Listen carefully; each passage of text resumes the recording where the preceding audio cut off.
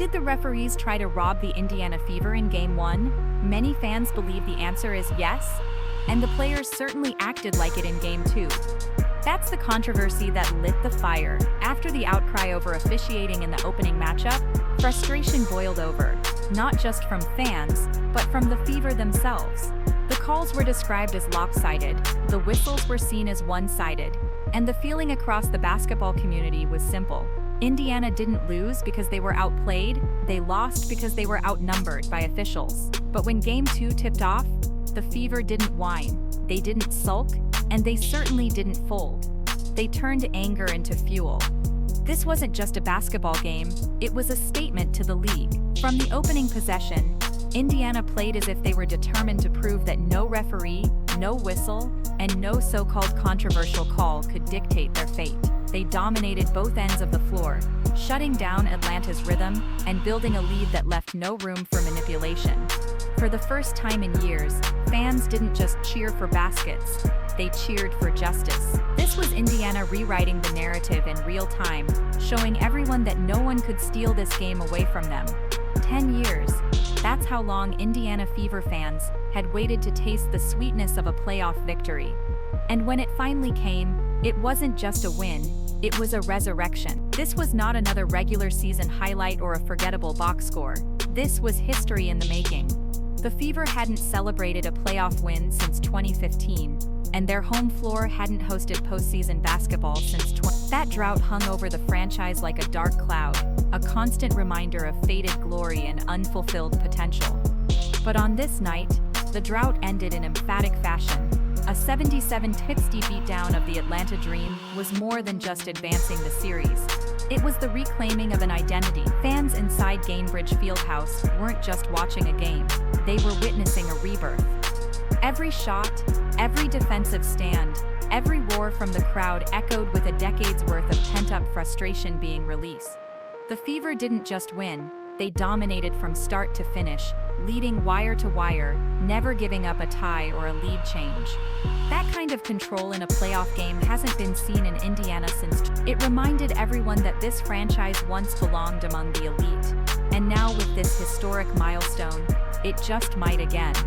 5 players out, including their superstar Caitlin Clark, and yet the Fever didn't just survive, they thrived. How do you explain that? On paper, this should have been a disaster. No Caitlin Clark, no Sophie Cunningham, no Sydney Colson, no Chloe, no Ari McDonald. That's nearly half a rotation stripped away before the ball was even tipped. The narrative seemed set. Indiana was walking into the most important game of its season, armed with less firepower, less depth, and more pressure than anyone could reasonably handle. But here's where the Fever proved who they really are. Instead of folding, they embraced the challenge. Head coach Stephanie White lit the spark before tip-off, calling for desperation and urgency on every single possession. And the players responded with heart. They tightened rotations, played with relentless energy, and trusted each other to fill the gaps left by injured teammates. The result, a display of resilience that went beyond talent and statistics. It was pure willpower. Fans in the arena didn't see a short-handed team. They saw a united one. Every dive for a loose ball, every contested rebound, every defensive stop carried the weight of 5 absent players, but also the pride of a franchise refusing to make excuses. This wasn't just a win, it was a message. Indiana is bigger than any single name on the roster. If there was ever any doubt about who anchors this franchise, Game 2 erased it. Aliyah Boston isn't just a star, she's the backbone of Indiana's future. Boston didn't need flashy plays or gaudy numbers to control this game. What she did was far more valuable. She dictated the rhythm of the floor, scoring 15 points, grabbing crucial rebounds, and dishing out assists. She turned the paint into her personal fortress. Atlanta's front court, one of the most physical in the league, had given Indiana problems in Game 1. But in Game 2, Boston flipped the script. She bodied up against bigs like Bree Jones, forcing them into uncomfortable spots, pushing them off their rhythm, and making every trip inside a battle. But it wasn't just her defense, it was her vision. Every time Atlanta doubled her in the post, Boston punished them with quick passes, finding open shooters and cutters. She turned pressure into opportunity, making the Dream's defensive adjustments backfire. More than the stats though, it was her presence. You could see her talking, directing, lifting her teammates with every possession. When Boston spoke after the game, calling their defensive effort a masterclass, it wasn't arrogance, it was truth. Her dominance wasn't just physical, it was psychological. She showed that when the Fever need a steady hand, they have one in the paint, and her leadership proved she can carry Indiana through playoff battles for years to come. When Caitlin Clark went down, many wondered who would carry the offensive torch. In Game 2, Kelsey Mitchell answered with authority. This was her house. For years, Mitchell has been the steady scorer often overlooked outside Indiana.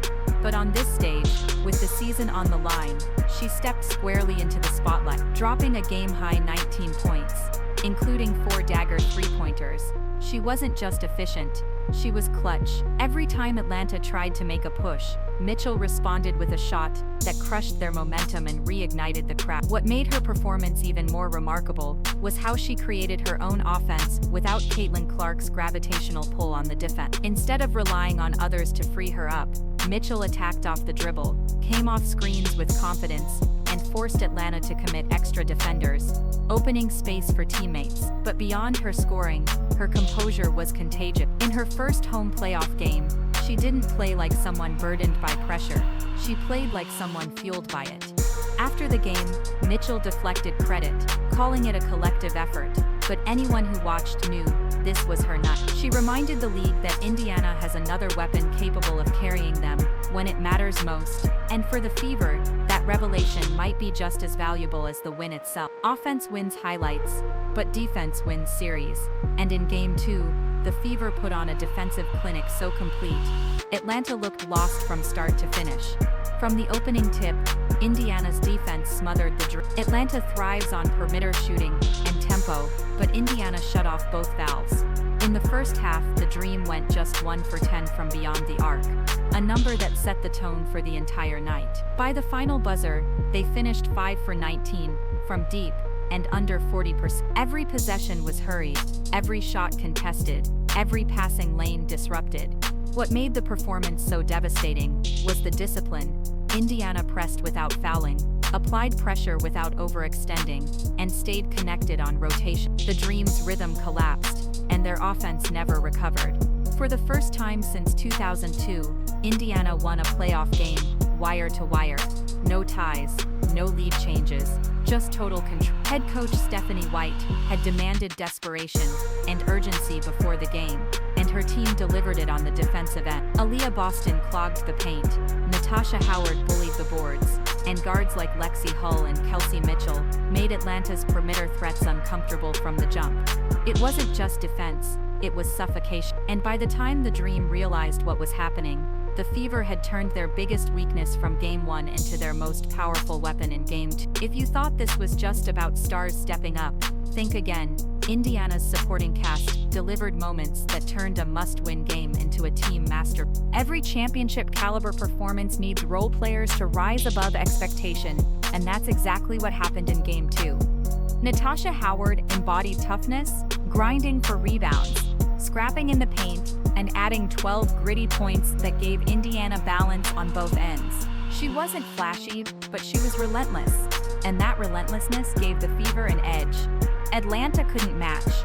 Then came Michaela Timpson, the rookie few expected to make an impact in this series. In just 9 minutes, she scored 9 points, quick buckets, fearless drives, and the kind of energy that swung momentum in Indiana's favor. Those points didn't just fill the box score, they sent a message that even with 5 players out, Indiana still had depth ready to deliver. And then there was Lexi Hull, who gave the night its signature moment, a buzzer-beating 3 at the end of the third quarter. Gainbridge Fieldhouse erupted like it hadn't in years, the crowd shaking the building as Hull's shot pushed the lead and crushed Atlanta's morale. These weren't just side notes, they were the backbone of the victory. The supporting cast didn't just help the stars, they completed the puzzle, proving Indiana isn't a one-woman show but a unit where every piece matters. Sometimes the loudest voice in the arena doesn't come from the court, it comes from the stands. And in Game 2, Gainbridge Fieldhouse became a fortress, fueled by both the fans and the injured rookie sensation watching from the sideline. From the moment players ran onto the floor, the energy was unmistakable. Over 17,000 fans packed the building, the Fever's largest playoff crowd in years, and they refused to let Atlanta breathe. Every Atlanta turnover was met with a roar, every Indiana bucket with a thunderclap of cheers. The crowd wasn't just reacting, they were dictating, pulling Indiana forward with noise that rattled the dream and emboldened the Fever. And at the center of it all, even in street clothes, was Caitlin Clark.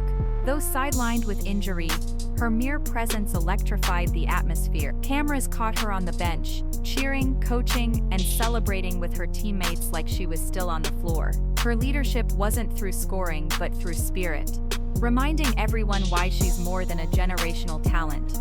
She's a cultural force. Fans fed off her presence. Players lifted their intensity knowing she was there, and Atlanta felt the weight of a building united behind its team. For Indiana, this wasn't just a win.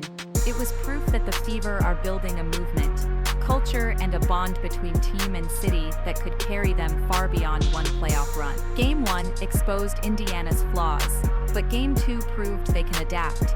And credit for that transformation starts at the top with head coach Christy Sides. Atlanta had exploited their perimeter defense, clogged their offensive flow, and made Indiana look out of rhythm. But in Game 2, Sides flipped the script. She shortened the rotation, demanded more physicality, and made a crucial adjustment by funneling Atlanta's drive straight into Aliyah Boston's waiting arms. Suddenly, the Dream's fast-paced attack slowed to a crawl. Offensively, Sides emphasized ball movement and spacing, ensuring that without Caitlin Clark, the offense didn't stall.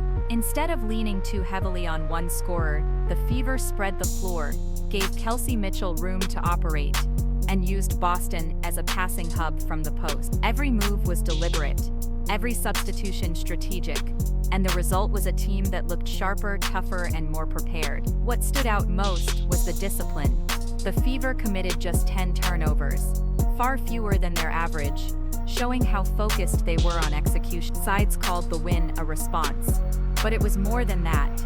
It was proof that Indiana has the coaching brainpower to compete on this stage. She not only saved the season with her adjustments, she made a statement: this team is learning, evolving, and capable of playing chess when their opponent only plays checkers. Game 2 was a declaration that the Indiana Fever aren't a team of tomorrow. They're a team of right now. They're a team of right now. For years, Indiana was treated as an afterthought in the WNBA, a rebuilding franchise, a team with potential but little to show for it. But this win shifted that narrative. Even without Caitlin Clark on the floor, the Fever didn't just compete, they dominated, proving their identity is deeper than one superstar. Aliyah Boston's dominance, Kelsey Mitchell's leadership, the defensive intensity, the contributions from the bench. This was a full team statement, and when you combine that with the fact that Clark will return in the near future, the implications are massive. The Fever showed the league they're no longer rebuilding. This game will be remembered not just as a playoff win, but as a cultural turning point. The night Indiana reminded the basketball world that Gainbridge Fieldhouse can be one of the loudest, most passionate arenas in the league, and that this roster is built for more than moral victory. The Fever aren't playing for participation, they're chasing banners. And while the series is far from over, the message is clear. The WNBA has a new rising power, and they wear red, yellow, and navy.